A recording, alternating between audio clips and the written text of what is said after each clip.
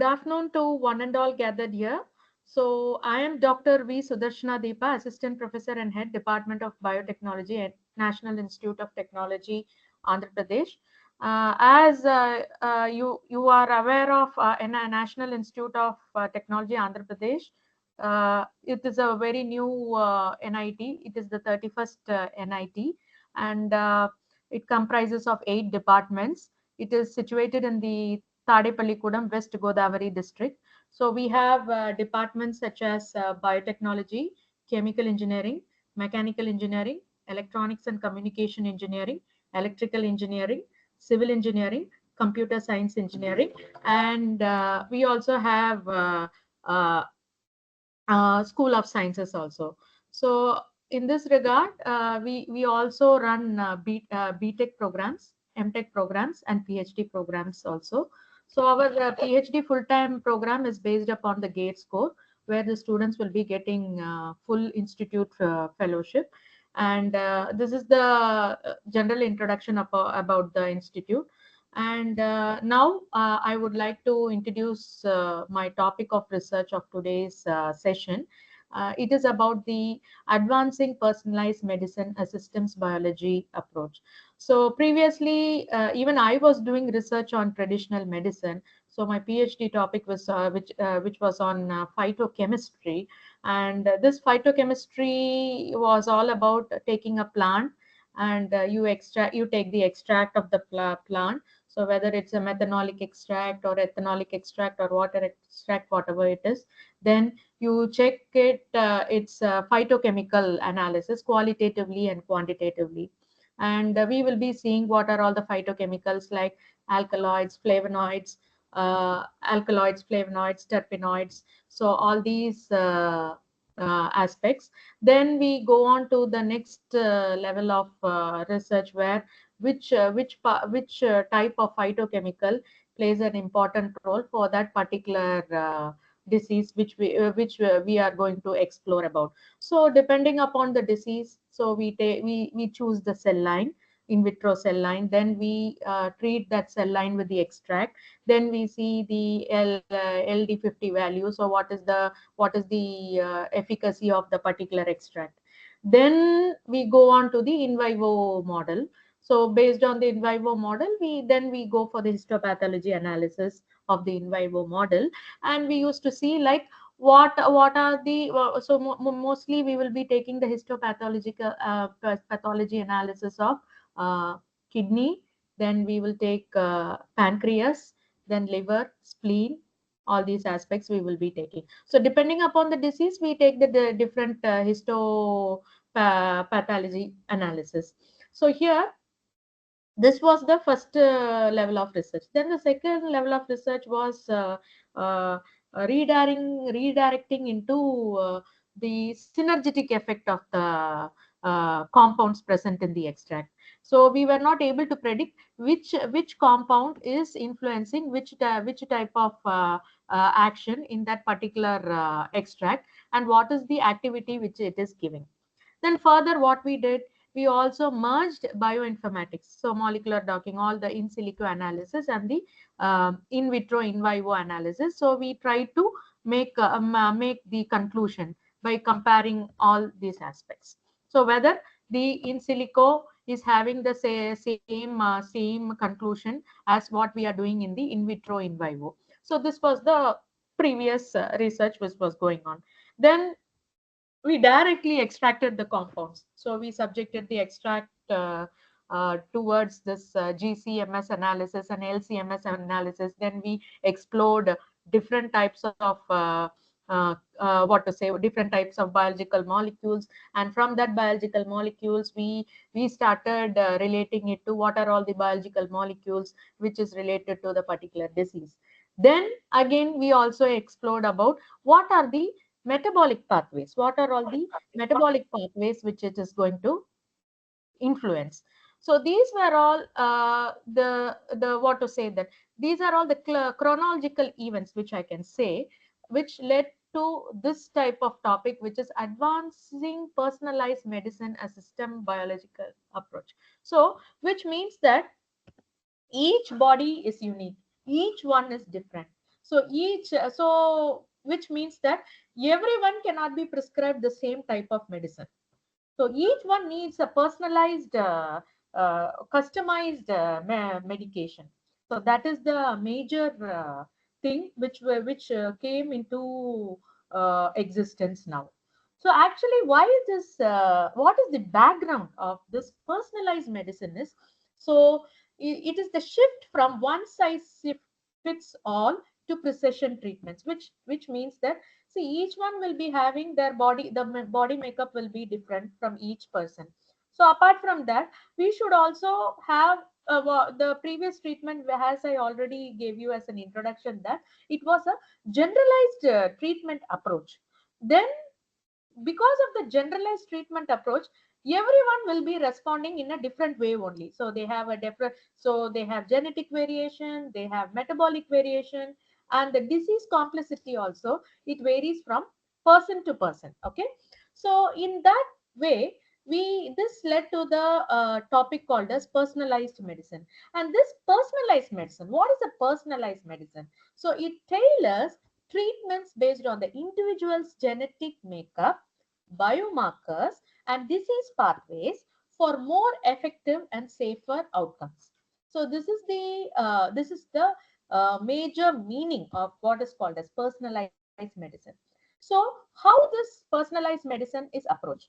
So we integrate genomics, bioinformatics, and artificial intelligence. So these are the three main important aspects which link and which are linked to the existence of the topic called as personalized medicine. So in genomic level, what we do some genetic, we identify with we identify genetic mutation and variation which is linked to the particular disease. In bioinformatics, what do? We process all the large biological data sets to find key proteins and pathways involved in the disease mechanism. So another most important thing, which is the hot topic of the era, is AI and machine learning, where it enhances data analysis, pattern recognition, and drug discovery, making personalized medicine faster and more precise. Okay, so here this mesh AI and machine learning, which makes the medicine far faster and more precise. So depending upon the your genetic makeup, your biomarkers, and your disease pathways, so we will be able to design a medicine for you, how the medication can be. So this is what the background of this personalized medicine implies. Okay. So next thing is, what are all the challenges which implements personalized medicine? So when we look at the challenges which implements personalized medicine is, so it is about the big data overload, where you have the genomics and bioinformatics which generate vast amount of data, and it is very difficult to process those data and interpret manually, because the data sets are very more. Next is high computational cost, where you have to analyze very large data sets, which requires expensive hardware and long processing times. And the next important challenge which we are meeting currently in this personalized medicine is target specificity issues, where the particular precise molecular targets uh, can be identified for drug intervention is a challenging process due to the disease complexity and genetic variation, because the genetic makeup and your metabolic pathway varies from person to person, though they have the same disease, and also the disease complexity also varies from person to person. So actually, I am also this actually basically I am into nanotechnology, drug delivery, which is drug delivery. I'm most my research is most directed towards nanotechnology, drug delivery. Then I also do some environmental biotechnology in wastewater treatment. Then I also concentrate on this what to say this phytopharmacology works, especially especially for this biological systems. And this thing is also a very new approach for me. I'm learning actually. This is my, what to say, like, I have just started to learn these things because I'm also new to this field and aspect. But okay, pretty well I'm able to publish a little bit of work from my own lab. So actually, our approach in this personalized medicine is, it is about the network medicine, system biology, and systems pharmacology. So we integrate this network medicine, systems biology, and systems pharmacology, where we look for traditional medicine at one drug, one target, but the diseases are complex. And of course, in the network medicine, what happens is we also see how the genes, proteins, and pathways are interconnected in the disease progression. So, in each period of time, or each period, so we see there is a change in pathway, there is a change in protein structure, there is a change in involvement of genes when there is a progression, when the disease progression takes place. Okay. And systems biology, so systems biology, what does it do? It allows us to analyze multiple biological factors together rather than focusing on just one. So you may be thinking that because of this aspect only I am getting that, but because of multiple things, but even hormonal imbalance, even your stress, other aspects also plays a major role. Sometimes what happens, even your blood level, blood count, or sometimes any other aspect of what we would have never thought that it would have influenced. Okay. So the, because sometimes what happens is you may be thinking that only one part, one, oh, because of this thing only I'm having this type of disease, like that you may think. But finally, when we take all these parameters, why? Because normally the doctor says to take some of the tests and all. So when he doubts that if we have certain symptoms, he definitely prescribes us to take some parameters also. He will ask us to take blood parameters. Then he will ask us to take some thyroid parameters. He will ask us to take other vitamin, especially vitamin D, vitamin B12, these type of parameters. So these are all some of the main things which has to be looked into very, very carefully, because the disease progression is also related to certain other aspects also, which we wouldn't have thought about. Okay. So the systems biology and systems pharmacology plays a very, very major role, so that we can improve the design of the medicine. So that is why we always say it is personalized medicine, because you are personalizing the medicine from person to person. Okay. So that is a very, very important thing, which is the need of the hour. So next one is differential gene expression analysis to identify key targets. So we use this type of identification because first of all we should analyze which gene is abnormally active or inactive, or sometimes there may be an involvement of gene, but sometimes it will be very stable, or sometimes it will be silent. But you may be thinking that okay, this gene is also playing a major role, but in this differential gene expression analysis, it will it will it will precisely tell you whether the gene is active or inactive. So that is why we use the genomic level study for designing a personalized medicine for a person. Okay. So next one is this differential gene expression also plays a very important role in pinpointing the most important genes to target with treatments, which means that you will be able to identify abnormally active and inactive. Okay. At the same time, you will also be knowing the point, to the point, like what type of gene is responsible. Okay. So this is the thing. So next one is uh, multi-layered integration for holistic disease modeling. So what is this one second, multi-layered integration for holistic disease modeling? So instead of looking just one aspect of the disease, we combine gene expression data, protein-protein interaction, metabolic pathways. Okay. So in gene expression data, what do? We identify which genes are up regulated and down regulated. And in protein-protein interaction, which proteins work together for that particular disease.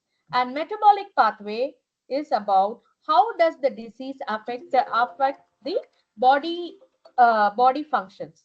Okay, so these are all the important aspects where you will be where you will be designing what how this personalized medicine is important to the uh, designing for this holistic disease for designing a holistic disease modeling. Okay, this approach mimics a real biological system, leading to better drug prediction and more effective treatment. So why we are following this holistic disease modeling is because it mimics real biological system, leading to better drug prediction and more effective treatment. Okay, next one, why are methods better? Why our methods are better? Our means that it means that our group's method. Okay, it is not like a generalized thing. So we, since we are following this multi-layered holistic modeling of diseases, so we have just said that our group is following this methodology, so that's why we have put the heading as why our methods are better. So first important thing, first parameter which I want to talk about is the genome wide association studies. So what is this genome wide association studies? So one second please.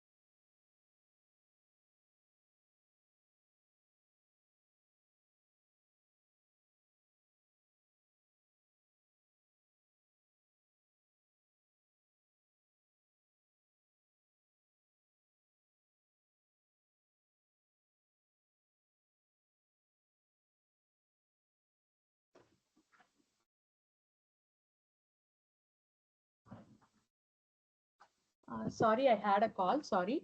And I think you are able to hear me. Yes, madam. Yes, Okay. it's audible. Okay. Okay. So why our methods are better? So why our methods are better is because it's a traditional GWAS, which is otherwise called as genome-wide association studies, where we have huge computational resource and long processing times to analyze the genetic data. And next one is we will also be able to identify genetic associations that that which has the insights about limited to few variants which may not capture the full complexity of the disease. And the next one is magnifying glass to look at one part of which pictures which is missing in the rest. So which means that that's what I told you, see, we won't be knowing like what is the real what is the real culprit of the disease. But you then after finding it out, you may think that, oh, this is the thing, I never ever thought like that. Okay, so that is the only thing. Okay, so next important thing is what I can tell you is it is about the uh, big data network based analysis. So where we follow the big data approach. Okay, so here in the big data approach, what we will be doing is we will be doing the network based analysis, where we have the network interaction of proteins and genes and proteins. So how these genes and proteins are interrelated to each other to treat a particular disease. And this is based on the big data approach, where we will be efficiently highlighting the connections between the genes and the proteins at isolated data points. And next one is about zooming out to see the whole landscape, which makes finding patterns and connections which moves faster and more accurate. So here what we will be doing is that, so you first you will be first uh, collecting the data. Then at each point of time you will be what, screening the data one by one, one by one, which means that this data is not into our purview. Next level is, okay, when we are doing other analysis, okay, this the genes and proteins are not taking part in this particular disease progression. Then in the other third level of analysis, what we will be doing, we will be saying that this genes and these proteins, they are uh, they are found to be inactive and all these things. So inactive, and this genes is set to, this gene and protein is active. Okay. So the next approach here, what we will be doing in our methodology is, so we will be doing some traditional method often focuses on the individual components, but the disease are multifaceted and involve complex interaction between genes, proteins, and environmental factors.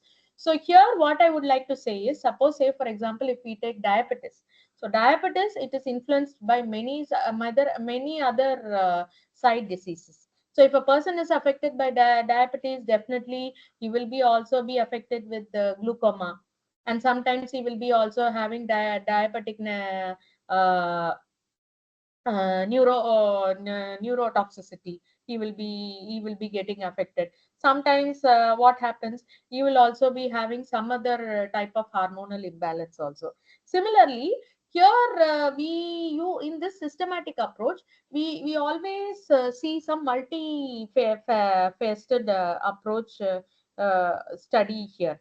And here in the systems approach also, what happens is, we will be able to understand what is the complex interaction and how do these disease contribute to this complex interaction, by giving a integrated view, a holistic view, which means that, see, whatever we learn, say for example, if we are going to learn mathematics, science, social, English, Hindi.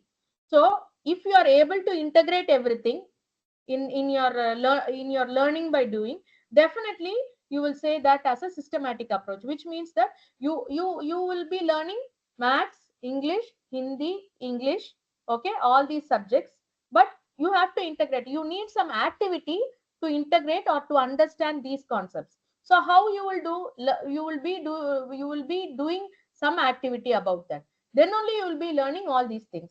Because definitely all these aspects which we are learning separately, okay, will have some connections when we integrated it with each other. Okay. So this is what I want to tell you. Okay. So this is the main approach we follow in our research. So one is this traditional genome-wide association studies, then network-based analysis, where we say it in the other way as network pharmacology, then systems approach, where we look the genes and proteins having multifaceted interactions. Okay. Next thing is, what is the scientific rationale of our work? So why are we doing such work of this personalized medicine, creating a personalized medicine? So we want to bridge the molecular mechanism with clinical relevance. So that is very, very important. So in my earlier talk itself, I was telling you, like, so first how we started this pharmacological studies, phytochemistry studies, how we were doing all these things. Okay. So this type of study, just a minute, 1 second.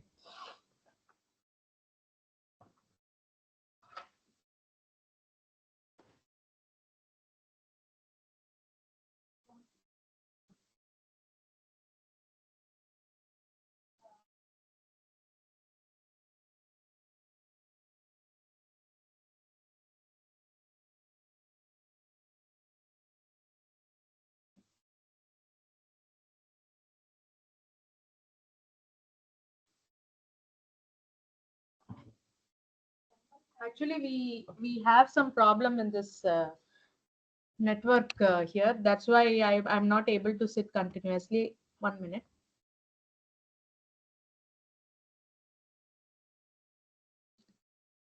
So bridging molecular mechanism with clinical relevance. So here what we will be doing is our approach connects the molecular mechanism like gene expression, protein interaction and metabolic pathway with real world clinical outcomes. So here also we will be studying about the interconnection between the gene expression, protein interaction and metabolic pathway. And the next one is how to understand this disease at the molecular level. So that is very, very important. Understanding, because previously that the disease level was not understood in the molecular level. Okay, if this blood sugar level is decreasing, okay, fine, this traditional medicine has some activity, anti-diabetic activity. So the because in the blood sugar in the blood the sugar level is decreased, so this is having some activity, so the hence this extract is considered to be anti-diabetic in nature. So we can create treatments that are tailored to individual patients, improving both efficacy and safety level. Because the molecular level of each and every individual is different. Okay. So this ensures our research isn't just theoretical; it is direct applicability in the clinic. So here also we are able to. So there is no need. So in today's level of research, so definitely we the human trial, getting permission for human trial for each and everything is a very, very difficult task. But at least through these type of multi-layer algorithms, we will be able to at least predict like what will be the end result of that particular personalized medicine, at least to some level, if not 100%, at least to 50 to 60 or 70%, we will be able to just foresee like what type of efficacy will that particular personalized medicine which we are designing could have. Okay. So next one is targeting dysregulated pathways in multifactorial diseases. As I already told you that this multifactorial disease like cancer, so cancer also has lot of metabolic pathways involved. Then we have Alzheimer's. So Alzheimer's, especially for women, you can find more rather than men. And diabetes also, as I told you, that it has multifactorial disease. So I told you like see you a person who is having diabetes, sometimes he may have diabetic retinopathy, sometimes he may have some diabetic what nephrotoxicity. Okay, so these types of multifactorial things they may have. So this so when some so when these types of diseases, there are many number of metabolic pathways involved, especially the biological metabolic pathways are more uh, very much interconnected for these particular disease. So when there is any sort of disruption occurring, then there is a dysregulation of the pathway taking place. And when this dysregulation is considered to be that the target is dysregulated. Okay, that is very, very important. And one more important thing is the complexity of the real world disease also, and the comprehensive treatment options also can be addressed through this targeted dysregulated pathway for multifactorial disease. So this is a very, very breakthrough for in this particular field. Okay. And focus on her polyherbal formulation and their mechanistic validation in personalized medicine. So here also, as I've already told you in my introductory slide, that see, we were dealing about some synergetic effect of compounds. So synergetic effect of compounds means they will say that you cannot say only this particular compound has this particular activity, because there are other compounds also in the extract which gives that particular activity, or else it enhances the activity. So similarly, this polyherbal formulation also, which is used in centuries in traditional medicine, often has scientific validity with their effectiveness using systems pharmacology. And we also study some herbal mixtures which interact with multiple molecular targets, providing a holistic treatment for disease. And we also integrate polyherbal formulations into personalized medicine, where we can create some treatments that are both natural and specific to patient's gene. Okay, so now all the now it's a time for designing medicine based on the gene. Okay, so previously it was like designing a medicine for a particular disease. Now it is a time where you are designing a medicine based on a person's gene.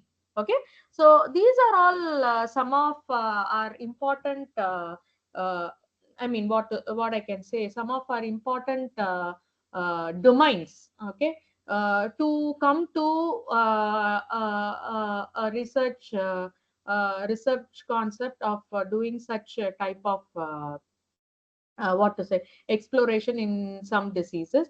So here actually our group is mainly focusing on Alzheimer's through this polyherbal formulation.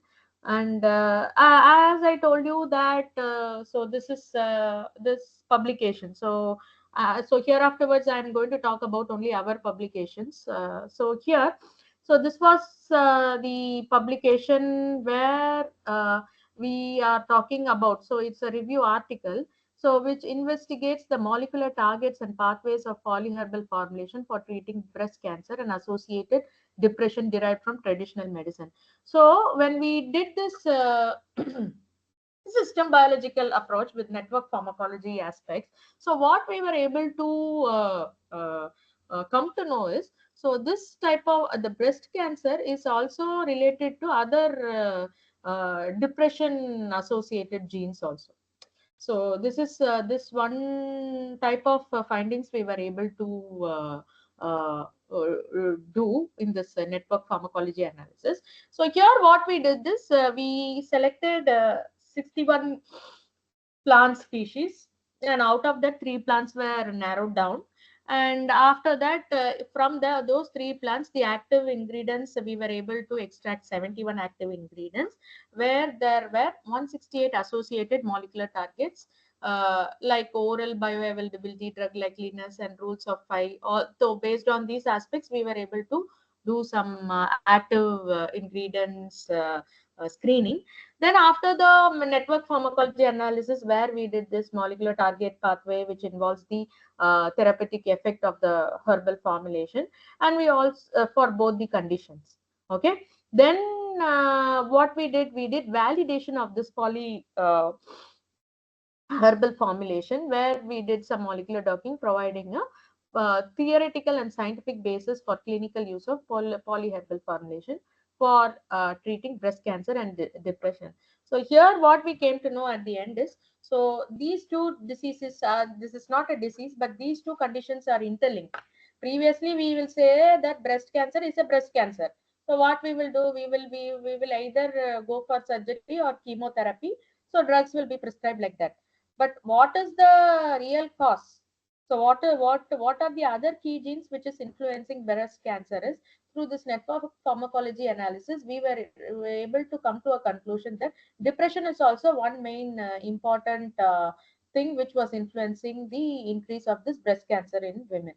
Okay, so this is one publication. And next is the neuro. So we concentrated on this particular uh, plant, Disospira bulbifora. So we wanted to explore the neuroprotective mechanism of this particular plant uh, in Alzheimer's disease. And so here also we were able to identify this also plays a major role, especially in women, for in estrogen regulation also. So we integrated network pharmacology, and we have also validated it through experimental validation, which means that we have also uh, done validation with the help of in vivo studies also. Okay, so here what we did is, we used the network pharmacology approach for explore for predicting this Disospora bulbifora mechanism of action, and we identified some 132 genes which has putative targets, including the direct and potential regulatory targets. Then we also did some pathway analysis, where we also identified some neurotransmitter clearance, which is said to be a very crucial condition in the Alzheimer's disease. Then we went to the molecular docking interaction, especially for the mentioned genes for and the active ingredients of this Disospora bulbifolia. Then, after doing this validation, we went for this in vivo experiment. So, what we were able to finally conclude is, so this particular plant has its neuroprotective effect, which is caused due to estrogen loss. So, normally, Alzheimer's is common to both man and woman, but at the same time, but it is more prevalent in women. So why it is prevalent in women? Because the estrogen regulation, there is a loss of estrogen regulation happening at one point of age. The women is experiencing this estrogen regulation more. So that is why it is more prevalent in women than in men. Okay. And next, another publication is about we did some relationship study with Alzheimer's, type 2 disease, type 2 diabetes, and estrogen regulation. So this is also one combination of interlink of disease, which we have done in our studies with the system biology approach. So here, what we have done is we have identified some common genes with the database and the differential expression analysis. And after that, we were able to map some shared genes with protein-protein interaction. We were using some string and for analyzing this topological metrics in the cytoscape.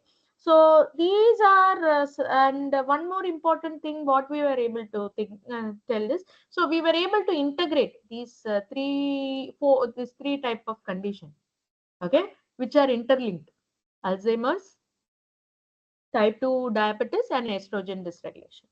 And what is the main highlight of this particular research finding is, so the estrogens, they have the neuroprotective role, and they also suggest that early hormonal intervention or selective estrogen receptor modulators have to be treated very in the early stage itself, so that there is no further progression of this Alzheimer's disease.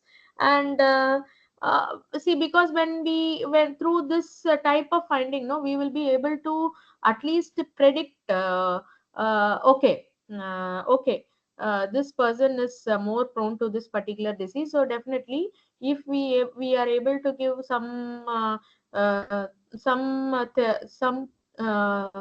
therapy which is related to this estrogen receptor, then at least we can revive the condition. Okay. So next one is conclusion about this particular paper. So we have understood the molecular integration of Alzheimer's, then type 2 diabetes, and estrogen regulation, with which has some innovative possibilities for personalized medicine and multi-targeted therapies, advancing the management of this condition in aging women. So which means, what I'm trying to say is, see, each woman will have different types of diseases. So a single woman, we may have multiple diseases, but for this multiple disease also, we will be able to, by these type of approaches, we will be able, by this, especially the systems biology approach, we will be able to design a particular medicine for that particular woman. So that's what I want to say. And next one, next level, we also just went to the by exploring some of the marine actinomycetes. So what is the therapeutic potential of the marine actinomycetes and the active ingredients present in this marine actinomycetes for Alzheimer's disease treatment. So here what we have done is, we have identified some 91 bioactive compounds from the marine actinomycetes of the Indian Ocean, and we have done some admit analysis and in silico toxicological screening, where we narrow down into some 19 compounds with the favorable drug-like properties, and we have also done some protein interaction mapping. Then what we were able to identify or identify in this particular research finding is, so there were some 10 critical pathways, and especially this signaling pathway GnRH, then EGFR, then we have this ERBP signaling pathway. So these are all some of the important pathways which plays a very important role for this Alzheimer's disease treatment, and these are the compounds which are able to focus in the treatment of these particular 10 critical pathway. Okay, so next one is marine actinomycetes compounds which show a promise as polypharmacological modulators in the Alzheimer's disease, offering novel therapeutic targets. Further experimental validation is required to confirm their potential thing. So we have already done this work, and we are also doing some of the what to say that uh, in vivo studies to reconfirm what we have done in the in silico level is matching with the in vivo studies. And the next is about the polyherbal formulation of three plants, Bacoba moniri and Hephorhabdamides and Disospira bulbifera for Alzheimer's, which is integrating systems pharmacology, molecular docking, and molecular dynamic simulation. So how these approaches are integrating.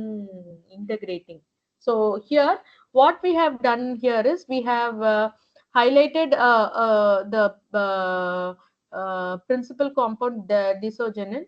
So with the broader exploration of this uh, major formulation. So here BHD is nothing but B for Bacoba, H for this Epophe, and D for Disospora. Okay, so over here we have so in this formulation network interaction for this Alzheimer's disease, we have identified some a few hub genes, especially these are the hub genes which we have mentioned. So here also we have done some key pathways, identification of key pathways, especially for this Alzheimer's disease. And we also found out that so there are some genes which are involved in endocrine resistance also, which also influences this Alzheimer's disease. Because this is a new type of polyherbal formulation, so where it has ingredients which has the potential to also make the endocrine resistant also. Okay, then we also did some high affinity interaction between the compounds with the help of molecular docking. Then we also ran this simulation which to find out the stability with stability response when compared to the standard drug of this Alzheimer's disease, which is donepezil and estradiol. And the main thing we were able to conclude here from our researches, so we were be able to enable more accurate and individualized treatment approach, and cost effective streamlining of the drug, and fewer side effects were also were also seen in the in vivo model. And one more important thing is, as we already know that this period is an period of artificial intelligence, where this AI integrated platform is going to revolutionize the drug development, creating a personalized therapeutic solution. So, thank you very much for this opportunity. So, I would be glad if any questions are there. Thank you, madam.